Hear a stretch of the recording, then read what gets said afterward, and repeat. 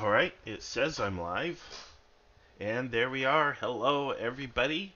Welcome to today's edition of Coffee, Kegs, and Kriegsspiel. We don't have a particular topic today, but what I'm going to do is go over a number of changes and developments, things that have happened recently in the community, and we're just going to kind of talk about that sort of thing. Real quick, I just realized I forgot to start a broadcast in, oh, what is it, in our podcast channel. We have a channel for it in our Discord, and I probably should have started something there. Let me see if I can get in there and just get cooking with that. There is so much stuff in here. I'll just show you. I'll just show you. I mean, this is just off the hook. Um, I almost think maybe I shouldn't bother. But check it out. All this stuff that we have going on. We have a game going on right now. There's a game. We got people playing. Uh, it's an American Civil War game. We got a nice set of umpires there working it. And there you have it. It's our Masters discussion channel. We had a really cool and interesting question that was posted. I'll just share that briefly. What offers more options for Kriegsspiel problems, attacking or defending? And I said attacking. Let's see here. Because you have to commit, or because you have to move into the enemy as well as fight him. And then you have to defend against counterattacks. Of course, the comment is ceteris paribus, meaning all things being equal, right? I mean, so there's a lot of variations on that question. So you could argue the opposite, that defending is tougher. But again, in a scenario where all things are equal, let's say it's just two sides out in the middle of an open field, and you don't have like fortifications, and you don't have one side is greater than the other or whatever, or different weapon types. I would just say, all in general, the attacker would have the tougher time. But again, great question that was posted to the community. But we got a lot of stuff going on. I don't think I'm going to start that podcast page because I don't know. I'm tempted. Good morning, Achilles. I'll go ahead and start it. Coffee, kegs, and Kriegsspiel. General updates. Okay, we'll just do it like that, and we'll just start it right now. There we are. We're in, and there's my little avatar they made, and I am in there. And if anybody wants to hop up onto the stage, raise your hand, and if you have something to share with us, we can talk about it. In the meantime, actually, let me reduce size on the screen back to normal, just so that I can see everything as we go. And there we are. All right, let's get into brass tacks here. Thank you for putting up with me while I was, fiddling around. You're looking at the K22 module, and this is sort of its current state. Actually, I'm not even sure if this is the correct version of the module. It's broken, obviously. Part because I broke it, part because as things evolve online, things get broken. And it was brought to my attention yesterday that somebody was trying to load the module and had a series of errors. I don't get those errors, but that's because I kind of have everything on my machine, so I don't see when things go wrong or when things break. Here's the deal: the module needs to be redone because it's outdated. The different components have changed and so on. So I am going to try to get this module redone. When it is redone, I will update the rules document. It will become a new version. That document is available on our Etsy store. It also lives in Google Drive. So anybody who has access to the K22 rule set will automatically get the update if they go to their Google Drive. And then you'll just be able to click that link and you will see the new module, and everything should work just fine once that's done. There's a number of ticky-tack things I want to change. For example, this cute little thing here where I put 0 and 60 on the time track, which is ridiculous. You know, a lot of this stuff will carry over. The cheat sheet will remain. You know, I haven't made any rule changes since I think August. So the system seems to be pretty robust. It seems to be holding up. I only have one regret with the system, and we have another player. His name is Blaze Trail, who I think illustrated it for me, not intentionally, but playing in his games, I kind of figured it. But it's the use of the D10. We have D10s. I really should be using D12s. I think D12s give a little bit of a finer result. These dice can be a little harsh. And I think a D12 would be a little less harsh because I could have more results in the middle, and I think that would kind of smooth out the system perfectly. So there's this little bump in how the system resolves things in terms of the nature of the results turn after turn. And I think going to a D12 system would kind of smooth that out. It's just a question of, do I want to do all the work to do this? And again, remember, in any scenario, in any Kriegsspiel, the reason why we have an umpire is to take and say, you know, I get it, but nah, we're going to just rotate that die one more in this direction or that direction to get a more realistic or believable result. A good umpire knows how to do that and will do so and not feel bad about it because, as we say, Kriegsspiel is the land of fudge. Excuse me. And we do that all the time precisely because we want to craft a quality experience that's realistic for the players. All right, I need a sip of coffee, and I'm going to take a look at the YouTube comments.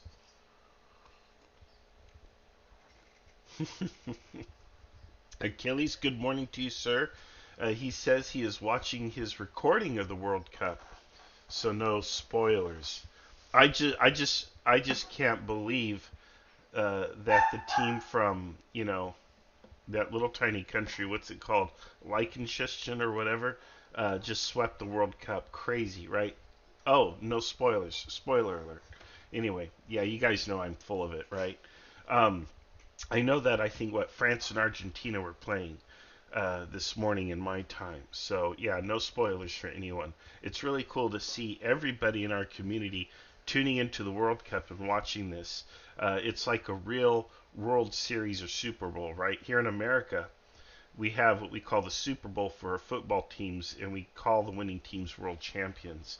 Really, actually, we do that in baseball. We have what we call the World Series, and the winners the world champions. But we really only play with American teams, and I think there's like one Canadian team that plays in the league. So it's kind of hard to call yourself a world champion when you're only competing within your nation, but I guess it works.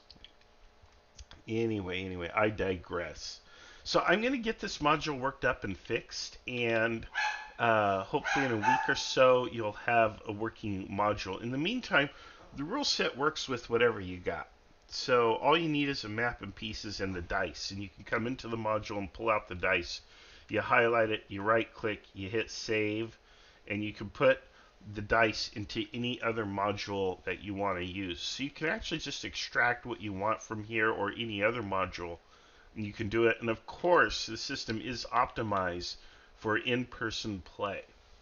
This system is designed with, I've got 3 people. We want to run a Kriegsspiel, 1 person on red, 1 person on blue, 1 umpire. We've got 2 or 3 hours to run the game. Let's sit down and crank out a proper Kriegsspiel. And you can literally do that with this system. That's what the system is designed to do.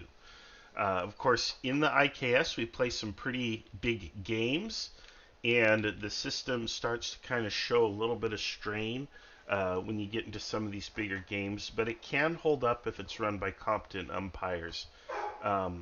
It's just it's a really cool system that I like a lot. But anyway, let's talk about some other things. A big announcement that I want to share, if our dogs will let me speak, um, is I'm going to host a game because we had this topic come up once again on miniatures. And people have commented about this. Here's our little miniatures channel. It's a secret channel. Because they're afraid if I find it, I'm going to do this to it. And of course I did. I found it yesterday. Um, and there's a little bit of banter back and forth in the community about the use of miniatures versus blocks. And where does that come from and what's going on? Does Marshall really hate miniatures? It's a cool question. Um, the answer is no. I don't really have anything against miniatures. I've actually done an entire show about using miniatures in Kriegsspiel, which you can watch if you go through our YouTube archives. You can see that. But let's talk about where all of this comes from. When I established the community and it started to grow big, there were a lot of people who came in from the miniatures community, and it was kind of uh, a People's Front of Judea versus Judeans People Front kind of joke. If you have seen the Monty Python movie, The Life of Brian, I think it came out in the 70s, maybe the early 80s. I think it was a 70s era movie. Um, there's a scene where Brian, the main character, and it's set in biblical Israel during the time of Christ, and he encounters a Jewish resistance organization that is opposed to the Roman occupation of Judea, and they're called the Judean People's Front, or the People's Front of Judea. And they have this hatred, absolute hatred for another group that's called the People's Front of Judea. So you have the Judean People's Front versus the People's Front of Judea. So two different groups, yet alike in just about every other way, but they are at bitter odds with each other. And of course, that's just the comedy of it. And what they were really doing is they were spoofing the unrest, of course, in the region at that time period, and the factionalism between the different groups that were fighting for various reasons. And I don't want to get into all that. But I just thought it would kind of be amusing to have kind of this fake rivalry between blocks and miniatures. Um, the thing is, there is some difference between miniatures and blocks. There's some functionality that's different. There are some constraints that are different. For example, you can put more information on a block than you can on a miniature piece. Now you can put things on the base on underneath it. You can lift up the miniatures and look underneath it. In Tabletop Simulator, you can type something in, you can mouse over it, and so on. There's that. There are things that you can do with blocks that you can't really do with miniatures. The other, and really I think this is the big problem with running a Kriegsspiel with miniatures, is simply logistics. You would need a lot of miniature stands, to put that across three different tables and three different setups. I really think it's logistics is the real reason why it isn't done. Otherwise, it would be kind of cool to watch these little armies go at each other. In any case, I think I'm going to host a game. I'm going to announce a game right here on the show. And what it is it's going to be blocks versus miniatures. And so I'm going to put together a Kriegsspiel battle sometime in the next 2 or 3 months at the most, before March. And it's going to be miniatures versus blocks. We're going to get the little miniature sprites out, and we're going to put them into a module. We're going to get the blocks, we're going to set those out, and we're just going to kind of have fun with it. So that is upcoming. All right, let's see here. Achilles says, so when you fix it, I won't have to X out of 58 boxes every time I load it anymore, right? Yes, that's the idea. So, again, I'm sorry it's so broken. I didn't know that it was so broken until yesterday, so I will tackle that. Okay, let's take a look at a couple other items. Um, Email. I've created an email for us to kind of share updates. This email does not look very good, really because I was really excited and I wanted to generate something and just get it out there. But I've created it. Here we have our golden pigeon, which is used to kind of illustrate how sometimes some people get these dispatches well before they should have gotten them. How did that happen? Well, we call that the golden pigeon. And okay, one of the things we need to watch out for, but this is a bit of a joke, a little bit of humor there. You see dust because we always tell people, hey, you see dust, which is a way of telling you that there's a formation or a body of troops on the move outside of your field of view, but you can kind of see evidence of it in the distance. I have a list of all of the games that are ongoing or in the works. I also have extra spaces in here, which looks horrible and it's embarrassing, but that's what happens when you work very quickly and just throw something out there, right? Nonetheless, the information is accurate and good, and you can get into all of these play by post games via our Discord. So you don't have to worry about being online at a certain time. You just have to hop on, check your Discord, check your channel in Discord that we'll set up for you, and say, do I have any messages, any updates? And then, of course, you play that way. So it's a very relaxed but very fun experience. Look for the IKS branded servers. We were just talking about master umpires. We kind of certify our umpires. Well, we don't kind of. We really do. We put them through a kind of a whole drill, and there's a group of us, a cabal, if you will, of masters. And anybody who wants to become a master umpire, they basically kind of have to come and kind of submit to our rigorous education, training, whatever, whatever. Most of these people actually do all of the work almost on their own, but we kind of, look over their shoulder, help them out, support them, give them some pointers or directions as needed, and at the end of it, they become a master umpire after they run a nice big game. The latest example of that is Blaze Trail, who's become probably one of the finest umpires I've ever seen. And he's put together a game that we played, and we gave him his master umpire certification. And the thing is, if you're a master umpire, we allow you to use the IKS brand. But that is kind of a hallmark of quality. It means that your game is going to play to completion, more or less, to a natural completion. It doesn't mean you're going to play to the bitter end. We never play battles or campaigns to bitter ends usually. But it's going to play to a natural conclusion so that everybody will be reasonably satisfied. And it's going to be a good experience. So look for the IKS branded server. There's a lot of people out there that are running Kriegsspiels and running Kriegsspiel servers. I mean, you can see all of these here, but that doesn't mean they're official IKS games, and that doesn't mean don't play in them. Hop in, have some fun. Look, I even have a diplomacy game in here. Hop in there and play. But what I'm saying is understand that the IKS kind of comes with certain standards and rules and support that some of these other efforts might not have. So, all right, in our red versus blue campaign, what's happening in Reeswill? I have put in all kinds of updates here.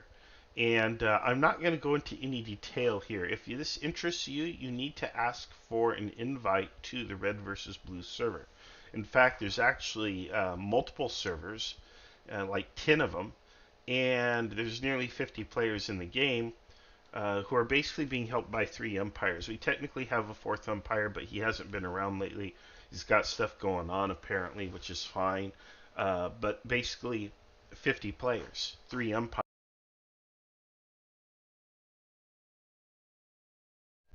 Boy, has this been a show or what? My headset just gave out. But anyway, we have all of the umpires here, and we are working to keep track of everything.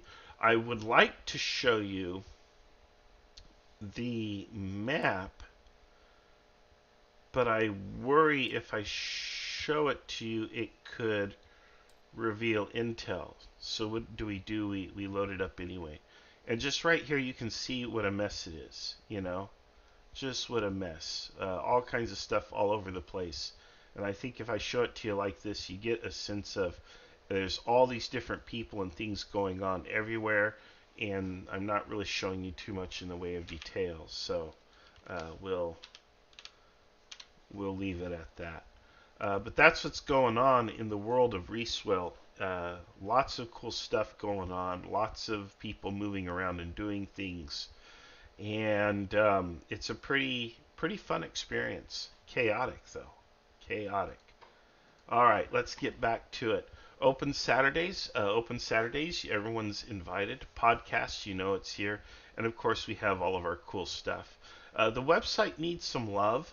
We're going to try to give it some love here pretty soon. We've talked about doing some updates on here, and I want to remind you all that this resource exists, and the purpose of the resource is to help you out. So, if you want resources, you come here to the resources channel, and everything you need is here. We got maps, we got books, we got rule sets, tabletop modules, a whole bunch of videos, blocks, and other things, and so on. And of course, we have our stores. You can shop. You can shop and get your merch. So if you enjoy Kriegsspiel, you can come in here and get your merch. Have free shipping for the United States. So all kinds of cool stuff there. And just come on in here and get your stuff. So there you have it. Let's see. So that basically covers kind of all of the updates that I have. There is a game going on, and I'm tempted to kind of jump into it, but I don't think I want to disturb them. We are supposed to have about 7 or 8 minutes left, but I think at the end of the day, because we don't have a dedicated topic, and we've run some longer shows in the past. Where is this channel? I'm just going to kind of wrap up early. Let's see here. I will show you our Date Meme Vault. Our memes channel has become tainted by everyone just commenting, and see, now they're using it properly. But recently it was looking like, walls of text. See here, there's not too many memes here. And so to cure that, I just took and created a meme vault where only the admins can post, and I just posted all of our memes to it. And the end result is we have some cool memes here, and we don't have all the chatter. And it's inspired people to use this channel properly. I think what they want to see is if their meme qualifies for the Date Meme Vault. So who knows? Who knows? So it seems to be working though. So there you go. Do you really think that someone would just join a Kriegsspiel group and talk about miniatures? There you go. But it's a joke. It's a joke. Miniatures are great. No problem. I do call them dolls. That's part of the joke, but neither here nor there. And yes, we do. We have great mugs, says Achilles. He bought a couple of them recently. Thank you for supporting the IKS. Just so you know, anytime you shop in our store, you are actually supporting us, and you help us to pay our bills. So there you have it. So looks like this is a pretty popular item, the mug here. 4 people have it in their cart. So there you are. Pretty cool, huh? Free shipping. So there you have it. All right, well, folks, that's all I've got for today. I want to thank everyone for popping in here and giving it a look. I know we have a game going on, and that's why we don't have a lot happening on the podcast, but I also think that's glorious. I think that's great.